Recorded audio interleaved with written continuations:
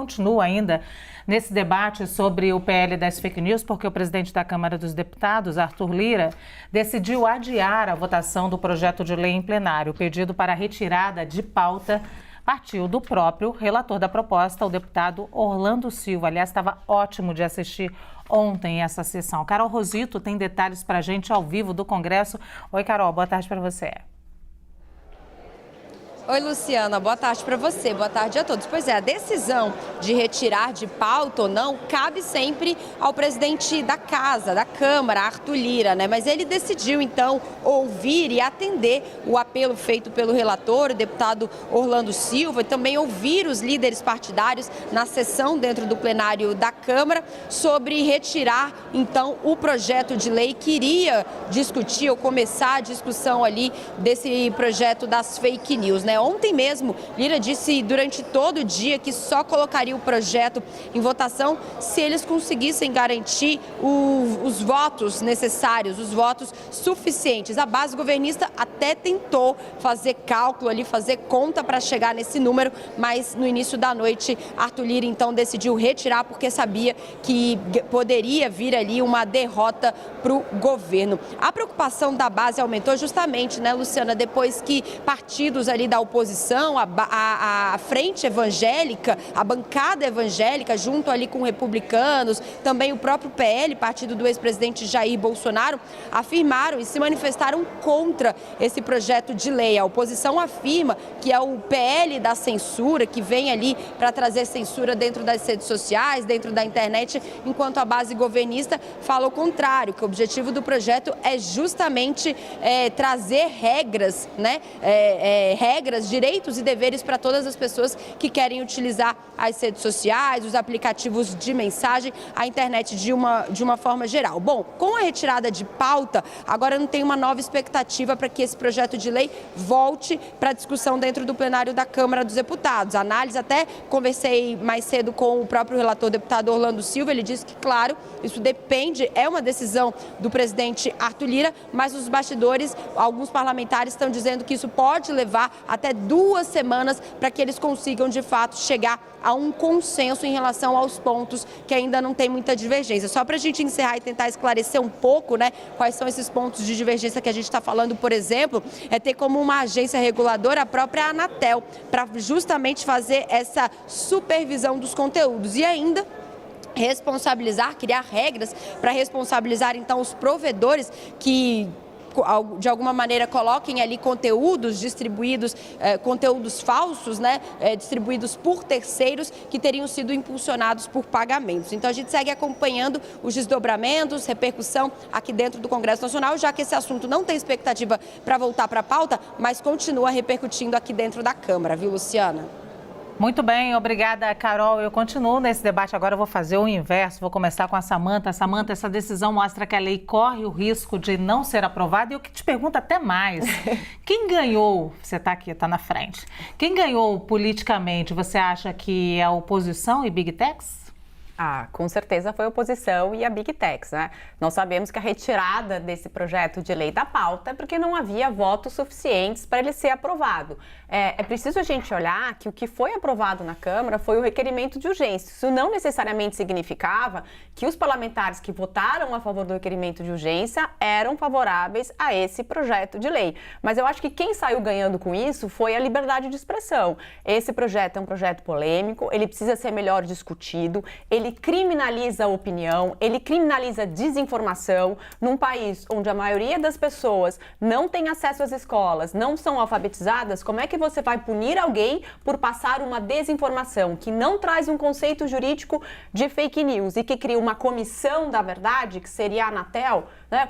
Qual a competência, os requisitos das pessoas que fazem parte da Anatel para avaliarem se uma publicação é verdadeira ou não? Enfim, nisso eu concordo com o Lênin Streck, a gente já tem a lei do Marco Civil da Internet que consegue resolver isso, ou seja, o papel dos provedores, né, é justamente de tirar postagens em 24 horas quando se tem uma decisão judicial de que aquela postagem é ruim, de que aquela postagem incita ao ódio, incita ao crime. Agora, daí a você criminalizar, você exercer um controle sobre a liberdade de expressão, meu Deus, a gente não tem democracia sem liberdade de expressão. E quando eu falo liberdade de expressão aqui, é liberdade de expressão com responsabilidade. Aquele que emite uma opinião vai ser responsável por ela. Agora, daí você colocar isso como crime, como é que a gente exerce oposição, direito de oposição, criminalizando opinião? Eu acho que, do ponto de vista legal, há uma série de inconstitucionalidades nesse projeto de lei. Ele precisa ser melhor discutido para a gente regular alguns aspectos que, claro, necessitam, talvez na internet, melhorar um ou outro aspecto do marco civil da internet, mas o projeto, do jeito que está, quem ganhou foi a liberdade de expressão e a democracia. Lênio, ela já jogou a bola para você, né? Então vou te ouvir. Bom, as plataformas não produzem conteúdo, né? Então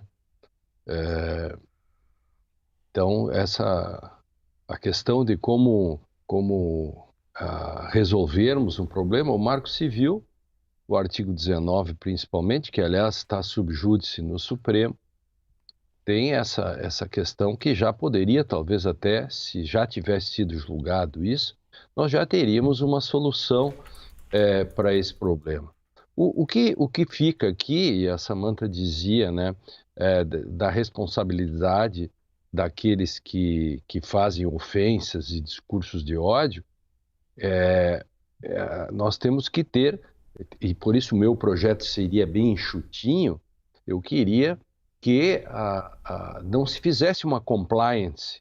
Eu não confio e acho que isso não dá para exigir simplesmente de quem é depositário, como as plataformas. Quem produz é que tem que ser punido. E aí vem toda uma questão de educação. Alguns países já estão muito bem nisso, a Europa, por exemplo, na Europa, e não deixar que isso fique a cargo daqueles que recebem o material, como as plataformas, né? Isso me parece que isso tem que ter um modo de não deixar o judiciário olhando de fora como outsiders. Dá a impressão que nós estamos discutindo o Armagedon e o judiciário está olhando, e o Ministério Público também. Quando é ali que deveria se dar a grande batalha contra crimes que se põem. Mais duas coisinhas nisso. Eu achei muito engraçada a discussão dos evangélicos e a Bíblia e de como isso irá para as redes sociais. Tem coisas assim que o Brasil algumas coisas assim, meio uma piada, né? Quer dizer assim, agora não poderemos mais ler a Bíblia na internet porque a Bíblia está cheia de homofobia e, portanto, isso será censurado. Não faz isso comigo. Nós temos um certo nível, assim, aí o Dallagnol, por exemplo, e o outro é os deputados acharem que lei para todo mundo, menos porque eu falo. Olha, acho que aí também temos um problema. Eu chamo isso, Lênio, de distrações. Parece que a gente tem um tema principal para debater, mas toda vez que tem um tema importante, tem as distrações ao redor. Vamos lá, Armando. Exatamente. Continuando, em primeiro lugar, eu queria pontuar aqui, como nós estamos dependentes, né, das informações da internet, dos buscadores. Eu sou do tempo da Barça, né, para que nós pudéssemos estudar e nós produzíssemos algum trabalho escolar, íamos nos livros, etc. Mas hoje não é mais assim, hoje nós precisamos dessas plataformas, né? Agora, observo como a quantidade de crimes através da internet, das redes sociais, isso proliferou de uma forma vertiginosa. Antigamente, nos juizados especiais criminais, nós tínhamos ali aqueles crimes, uso de entorpecente, nós tínhamos ali uma ameaça. Hoje não temos esses crimes também, mas como foi potencializado através da internet? Por quê? As pessoas acham que atrás das telas, atrás do monitor ou do teclado, elas estão isentas de qualquer responsabilidade. Está aqui o doutor Tardelli, que representou muito bem o Ministério Público durante o tempo em que passou por lá, e deve ter visto isso também, essa crescente. Então as pessoas entendem que atrás de um computador, de um monitor, não vai acontecer nada, lê do engano. porque hoje somos todos rastreados, a polícia, o Ministério Público, as investigações, quando são feitas, elas conseguem chegar nas casas das pessoas. Isso vai aumentar cada vez mais, cada vez mais. Agora, essa dependência da informática, essa dependência do computador para tudo, e aquilo que nós observamos na internet, nós trazemos aquilo como uma verdade absoluta, e às vezes não é. Né? Buscamos alguma coisa, buscamos alguma informação, e está na internet e aquilo é lei. Não é bem assim. Então, para as pessoas, né, que gostam de ler ainda os livros físicos, né, isso é um paradoxo, porque na internet hoje essa dependência nossa. Agora, para finalizar, realmente a quantidade de crimes que estão sendo praticados nas redes sociais, e tanto é que existem delegacias especializadas já em São Paulo, e a Polícia Federal mesmo está implementando isso, porque futuramente os crimes, a grande maioria, tirando um ou outro crime de homicídio, por exemplo, roubo, mas os grandes crimes serão feitos através do computador, da tela do computador. Doutor Tardelli. Então, eu ouvi aqui outro dia dito que toda vez que eu olho para alguma agência de controle, eu penso num helicóptero. Não tem sentido que isso possa voar, mas ele voa. É algo muito complicado de se fazer, porque nós estamos dando a investigação de um fato criminoso para quem, na realidade, não tem poder investigatório. A gente corre o risco, e é essa o meu grande temor, de retrocedermos séculos atrás e inventarmos a vingança privada. A gente andou para cair no mesmo buracão lá de trás. Então, há um problema aí. E esse problema é um problema conceitual. E resolver problemas conceituais não vai se resolver em uma semana. Quando eu vi o caráter de urgência do projeto, eu falei assim, esse caráter de urgência ele existiu só naquele momento, porque é impossível a gente fazer isso. A questão de você criar um sistema de controle privado sobre informações públicas é uma coisa muito complicada, conceitualmente muito complicada. Nós vamos dar que tipo de poder a quem? Quais vão ser as punições? Quem vai controlar o controlador? Perigoso.